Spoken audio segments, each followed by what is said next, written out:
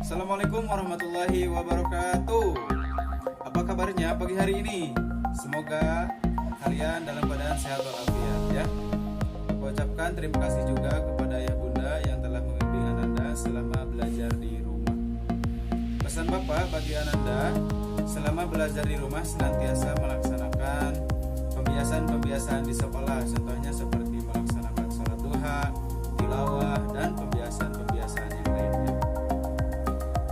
Selama wabah ini, Bapak sarankan kepada anak-anak Bapak sekalian tetap diam di rumah ya. Semoga musibah ini cepat berlalu dan semoga kita semua senantiasa bersyukur dalam keadaan apapun, dan semoga musibah ini membuat kita semakin lebih baik lagi. Amin. Ya, langsung saja kali ini kita akan belajar tentang energi. Apa itu energi? Untuk lebih jelasnya kita lihat tayangan berikut ini. Ya, baik anak-anak, kali ini kita akan belajar tentang energi ya. Apa itu energi? Sebelum menjelaskan energi, kita akan mempelajari tentang sub dari materi pembelajaran kita saat ini.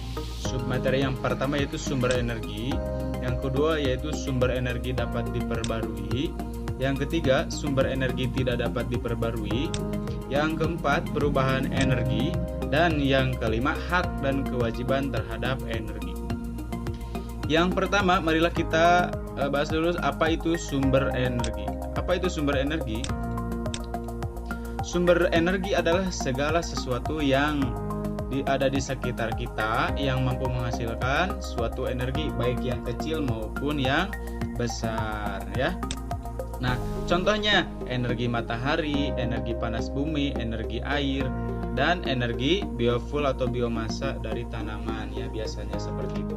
Nah, jadi sumber energi itu adalah sesuatu yang dapat menghasilkan energi sendiri itu ya. Kemudian yang selanjutnya yaitu sumber energi dapat diperbarui. Sumber energi itu terbagi menjadi dua, ada yang dapat diperbarui, ada yang tidak dapat diperbarui. Yang dapat diperbarui.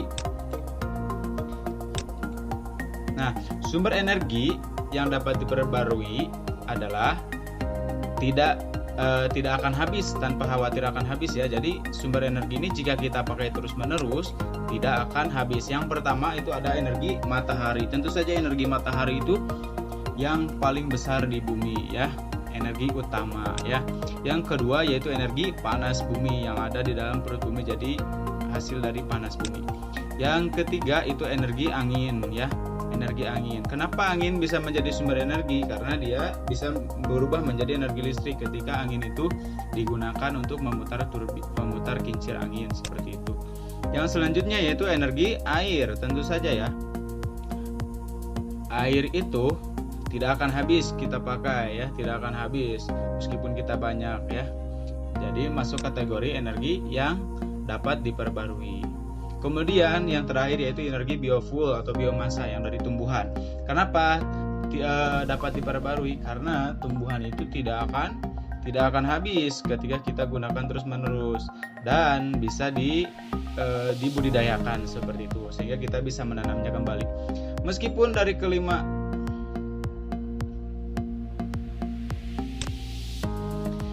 dari kelima energi ini dapat diperbarui, tapi kita harus bijak dalam menggunakannya. Contoh energi matahari, energi biofuel misalnya, harus bijak. Air juga harus bijak ya.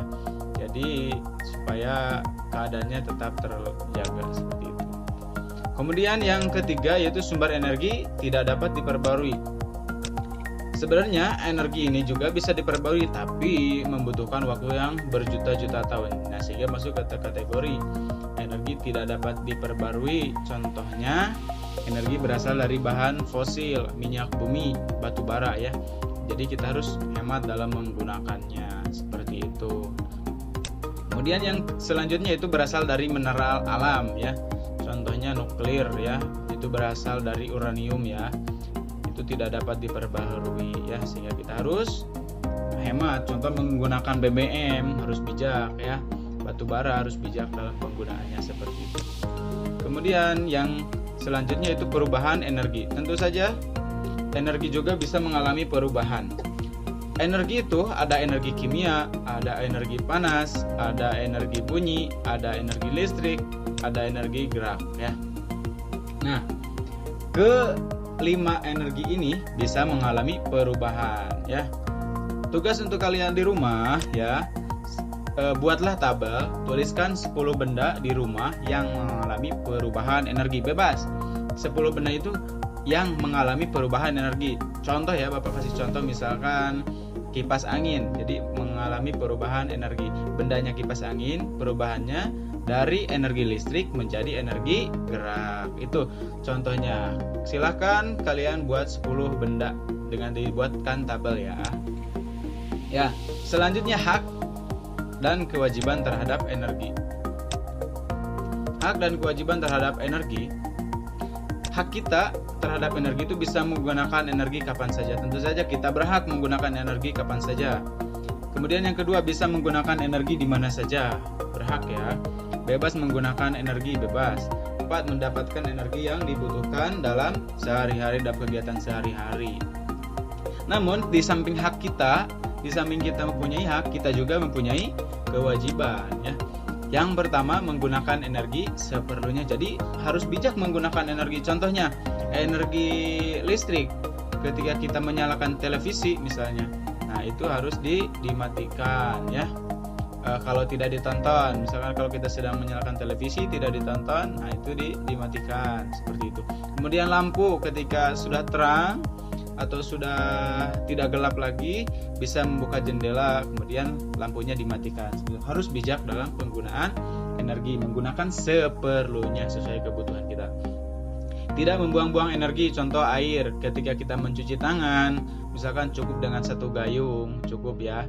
Jadi tidak misalkan cuci tangan 1 ember, tidak seperti itu. Yang ketiga, tidak berusaha mencuri energi ya, mencuri energi. Dan yang keempat, menjaga energi dengan baik, menjaga kelestarian. Contoh, tidak menebang pohon sembarangan supaya energi air, ketersediaan air tetap terjaga seperti itu. Ya, baik anak-anak, pembelajaran hari ini telah selesai. Jangan lupa tugasnya dilaksanakan. Tetap diam di rumah. Untuk kelas Al-Kindi disetorkan ke Bapak, untuk kelas Al-Ghazali dan Al-Farabi ke wali kelasnya masing-masing ya.